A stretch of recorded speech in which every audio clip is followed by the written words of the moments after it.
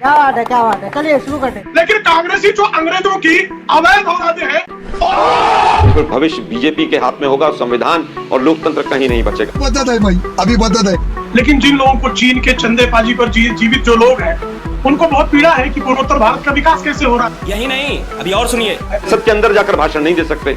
ये जो अहंकारी जो चेहरा बन गया है मोदी जी का कि मैं जो चाहूंगा वही होगा। अब तू गया बेटा, अब तू गया, देख तेरी औकात मत। उनकी बेशर्मी, बदकारी, बेहयाई का जो हद है। पार्टी की स्थापना अंग्रेजों की चरणों की सेवा करने के लिए हुई हो। जिस पार्टी के 15 से 16 महामंत्री अंग्रेजों के अधिकारी स्थापित बनाए गए हो, जिस कांग्रेस ने एडविना माउंटबेटन के चरण पखारे हो। आइए देखते हैं, मजा आएगा। एवरीवन, स्वागत है आप सभी का द सैवेज वॉइस के एक और नई कमाल की डिबेट वीडियो में। तो सबसे पहले रक्षाबंधन की आप सभी को हार्दिक शुभकामनाएं। जितनी भी भाई बहन हमारे देखते हैं उन सभी को हार्दिक शुभकामनाएं। उम्मीद है कि आप लोगों ने बहुत अच्छे से अपने परिवार के साथ, अपने लोगों के साथ ये जो रक्षाबंधन का त्यौहार था वो आपने मनाया होगा। तो बात कर लेते हैं इस डिबेट के बारे में। तो दरअसल इस डिबेट वीडियो में जो डिबेट होने वाली है वो होने वाली है प्रेम शुक्ला वर्सेस यहाँ पे आलोक शर्मा के बीच में, जो कि दोनों के दोनों नेता में ऐसे हैं ये दोनों की, जिसे देखकर आपको काफ़ी ज़्यादा मज़ा आने वाला। क्योंकि यहाँ पे जो प्रेम शुक्ला हैं वो भाई बिल्कुल भी इज्जत नहीं बख्शते हैं किसी का। अगर कोई उल्टा बोलेगा तो भाई उल्टा जवाब देने में ये बहुत ज़्यादा माहिर है। और यही हुआ आलोक शर्मा भी ऐसा ही है। मतलब आलोक शर्मा हमेशा उंगली करता रहता है और सेम यहाँ भी हुआ, जहाँ पे आलोक शर्मा ने यहाँ पे प्रेम शुक्ला को जवाब देने की कोशिश की उल्टे भाषा में, जिसके बाद जो प्रेम शुक्ला होते हैं वो भड़क जाता है और बुरी तरीके से बजा देते हैं यहाँ पे आलोक शर्मा को। तो लास्ट डिबेट वीडियो में जरूर से बने रहिए, काफ़ी ज़्यादा मजा आने वाला है। एंड प्लीज़ वीडियो को लाइक करिएगा, शेयर करिएगा, ज़्यादा से ज़्यादा मात्रा में इस वीडियो को सब्सक्राइब करिएगा ज़्यादा से ज़्यादा मात्रा में, ताकि हमारा रीच बना रहे और हमें मोटिवेशन मिलता रहे। तो चलिए आज के कमाल के डिबेट वीडियो को अब स्टार्ट कर लेते हैं। आइए देखते हैं, मजा आएगा। विश्वास प्रस्ताव लाना आप लाए। बीजेपी ने कहा ठीक है, हम भी इसको अवसर की तरह देखते हैं। अब प्रधानमंत्री बोलेंगे, अब कम्युनिकेट करने में प्रधानमंत्री का सानी नहीं है आपके पास कोई। आप अपनी बात कहेंगे, जवाब तो आखिरी प्रधानमंत्री का ही होगा। तो ये दाव उल्टा पड़ेगा विपक्ष पर। सौरभ जी, मुझे लगता है देश के प्रधानमंत्री अगर मणिपुर की हिंसा को अपनी शब्दों की बाजीगरी से और जिस तरह के वो ड्रामेटिक शब्द इस्तेमाल करते हैं, अगर उनसे जस्टिफाई करेंगे और देश मानेगा, वो फिर भविष्य बीजेपी के हाथ में होगा। संविधान और लोकतंत्र कहीं नहीं बचेगा। लेकिन निश्चित तौर पर मणिपुर पर बोलने के लिए तो शुरू से ही तैयार है। संसद में जो है संसदीय कार्य मंत्री जी स्पष्ट कर चुके कि हम इस पर बात करना चाहते हैं। पर राज्यसभा में जो सत्ताधारी दल के नेता हैं आदरणीय पीयूष गोयल जी, भी स्पष्ट कर चुके हैं कि हम इस विषय पर बात करना चाहते हैं। लेकिन जिन लोगों को चीन के चंदेबाजी पर जीवित जो लोग हैं, अरे बाप रे, ये तो धोती खोल रहा है। उनको बहुत पीड़ा है कि पूर्वोत्तर भारत का विकास कैसे हो रहा है, पूर्वोत्तर भारत में शांति कैसे संस्थापित हो रही है। तो उनको पीड़ा होनी है। हम केवल ये कह रहे हैं कि आपके पास अगर इतने तथ्य थे कि मोदी जी सब कुछ ध्वस्त कर देंगे, तो 5 दिन से जो संसद का इतना पैसा खर्च हुआ, किसने रोका था आपको? मोदी जी संसद के बाहर भाषण दे सकते हैं, लेकिन संसद के अंदर जाकर भाषण नहीं दे सकते। ये जो अहंकारी जो चेहरा बन गया है मोदी जी का कि मैं जो चाहूंगा वही होगा। आज मैंने इसीलिए कहा मैं संविधान को नमन करता हूं कि एक larger than king size PM को बोलने के लिए कानून ने बाध्य कर दिया। और मुझे लगता है कि 10 दिन की परंपरा होती है कि 10 दिन के अंदर नो कॉन्फिडेंस मोशन पर चर्चा होनी चाहिए।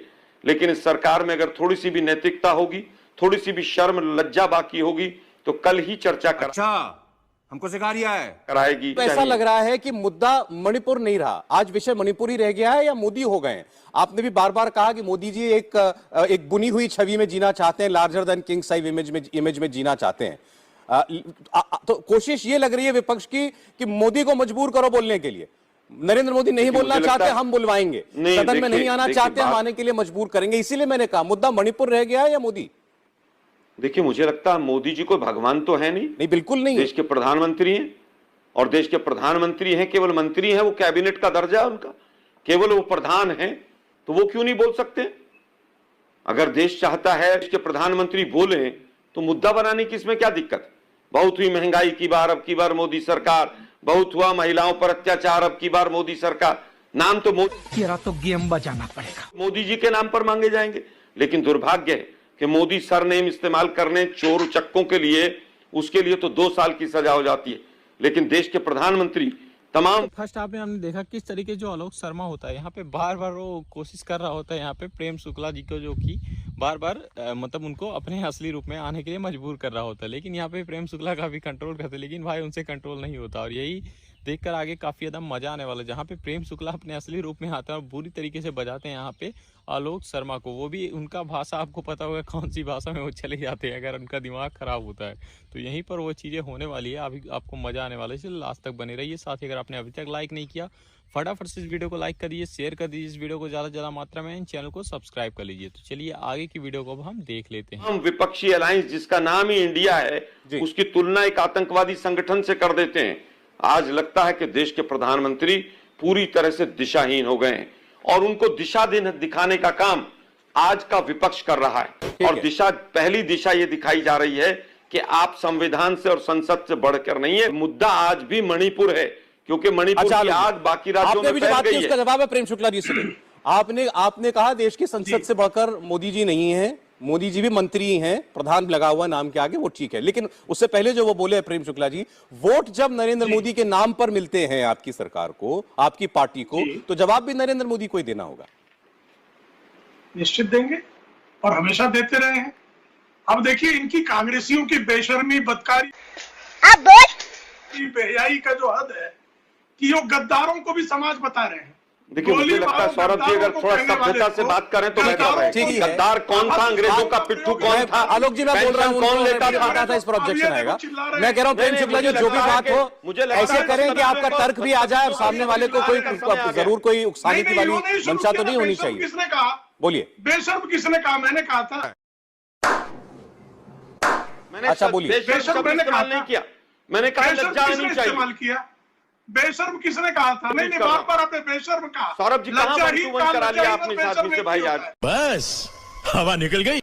अच्छा चलिए ठीक है, इससे आगे बढ़ते हैं ना सर। एक एक शब्द हम लोग पकड़ेंगे, एक बार हमसे भी मिस हो जाता है क्या कहा, एक वर्ड पकड़ना बड़ा मुश्किल होता है। अबे चिल्लपो कर रहे हैं। अच्छा चलिए अब हो गया, आपने बोल तो लिया प्रेम जी ना, अब आप जो लॉजिक दे रहे थे। अब देखिए इन्होंने कहा, अब देखिए इन्होंने कहा हमारे बारे में कहा कांग्रेस की जो अंग्रेजों के लिए गद्दारी करते थे। आप 28 दिसंबर 1885 के कांग्रेस के स्थापना का पहला प्रस्ताव है। 28 दिसंबर 1825, सच्चाई बता रहा हूं, सुन लीजिए। अब 28 दिसंबर 1885 में कांग्रेस की संस्थापना का पहला प्रस्ताव है कि हम अंग्रेजों की सेवा के लिए स्थापित कर रहे हैं।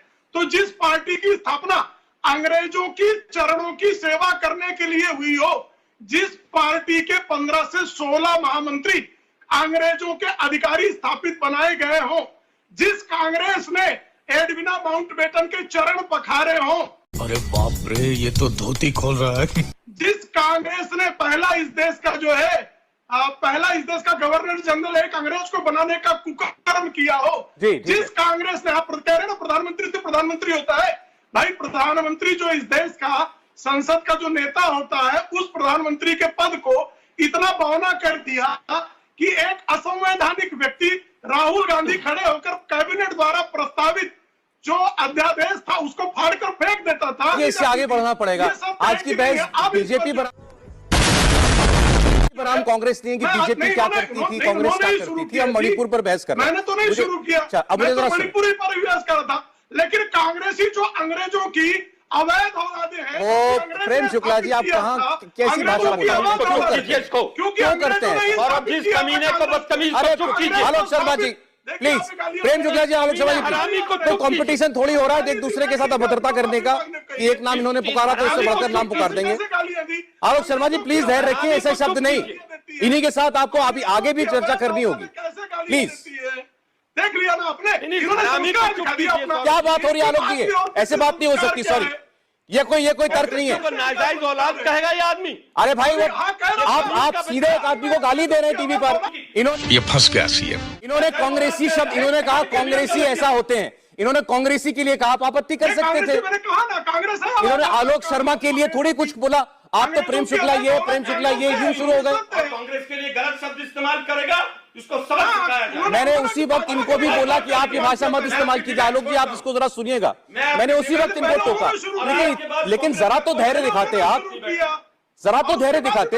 उसी वक्त मैंने इनको इंटरप्ट किया था, ये मत कीजिए। आप सुनिए, क्या मैंने क्या किया?